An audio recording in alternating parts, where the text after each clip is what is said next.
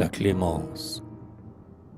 C'était un doux pays illuminé de plaines qui s'étalait avec de longs troupeaux dont on voyait les laines blanchir les prés se mirer dans l'eau.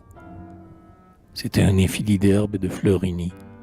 Le fleuve auréolé d'atmosphère trémière y visitait des clochers bleus dans la lumière.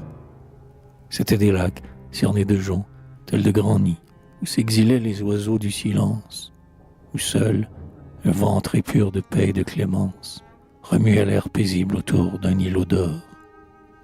C'était l'heure versée aux campagnes natales, quand les collées s'épurent double, de bord en bord, la voix des passeurs d'eau des eaux occidentales.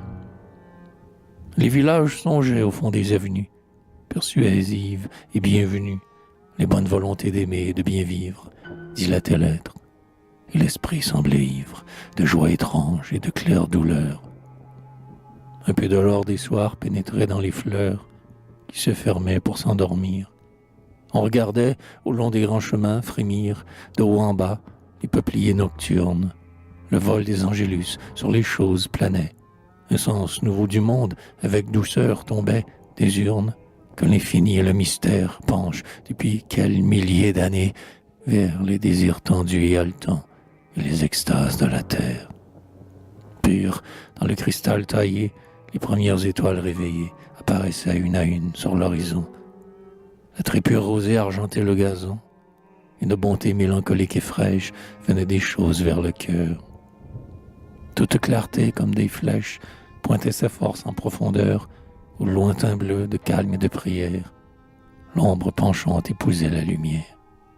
Des mains jointes semblaient vers l'infini monter et se chercher et s'exalter, et telle était l'ardeur de bienveillance qui vous poignait, qu'elle éclatait en violence et s'en allait par au-delà du pardon même, darder vers ce désir extrême, d'être soudain la dupe ou bien la proie de quelque chose, et d'en mourir de joie.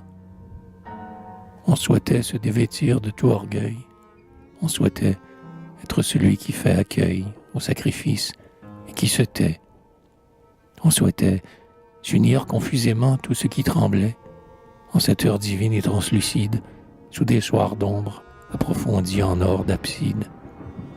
On souhaitait se fondre et s'abîmer en ces épreuves claires, bonheur qu'on quitte, affre qu'on veut, douleur qu'on vainc, et vivre en leur tumulte intime et volontaire, comme un martyr ou comme un saint. Les toits des chaumières dormaient au long des routes, les fleurs et les couleurs s'éteignaient toutes, mais les collées si pures doublaient toujours, doublaient encore, de bord en bord, au fond des campagnes natales, la voix des vieux passeurs des eaux occidentales.